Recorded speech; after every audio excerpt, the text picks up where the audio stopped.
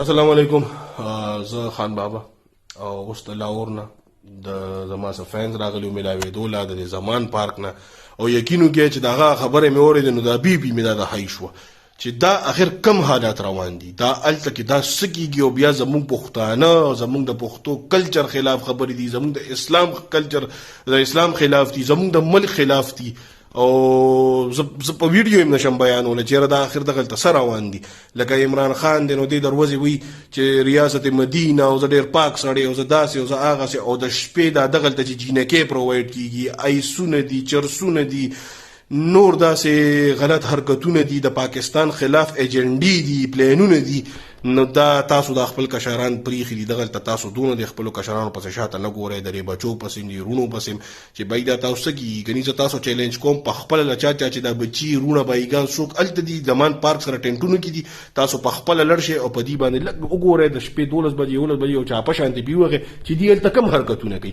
که یې نه کول زه چیلنج ورکوم چې هلته کې ډېر غلط حالات روان دي. ما ته دا خبرې بیان کړې، زما د فینز د زمان پارک سایډونه راغلي دي چې ما ته دا خبرې بیان کړې چې پښتانه سره زما باندې زه بیخي اپسیټ شوم دې خبرو سره. نو تاسو ته مې دا یو ډېر همبل ریکویسټ دی چې دا ټول هسې ډرامې دي، دا ټولې هسې کیسې دي او اوسه پورې د غریب تپوس نه کېده، اوسه پورې ستاسو تپوس نه کېده. خو چې په ده باندې سخته راله په دې عمران باندې نو اوس تاسو زمونږ ستاسو دا بچي او دا رونو دا غریبانان یې وغوښتل چې راځئ او زه به دا کوم او زه به هغه کوم. ولې دې اوسه پورې چېرته 10 کاله خو ده په دې پښتونخوا کې تېر کړل، دا ولې بیا زموږ پښتونخوا تباه او برباده ده. غربت دی دغه دا ګراني، دا غربت به ده ختم کړی و که نه چې دې دونه نر وی.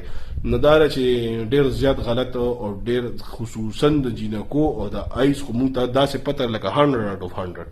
نو د دې دغه نه د خپل کشران وساتئ، کني یقینا چې ګورې تباهي او تباه او برباد بشي.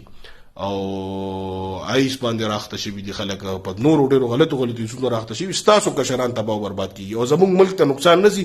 ځکه دله زه پیغام در کوم، کني زما پکې نوره هېڅ څه فایده نشته.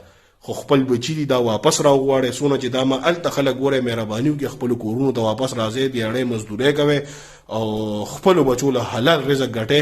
بیا دا نه چې تاسو هلته کې ناست یې او ای در باندې به دغه غلطې هلطې کوي او تاسو هغې ته خوشحاله یې. خپلو کورونو ته مهرباني وکړئ چې واپس راځئ او د خپلو بچو او د خپلو دغه خدمت وکړئ د ملک.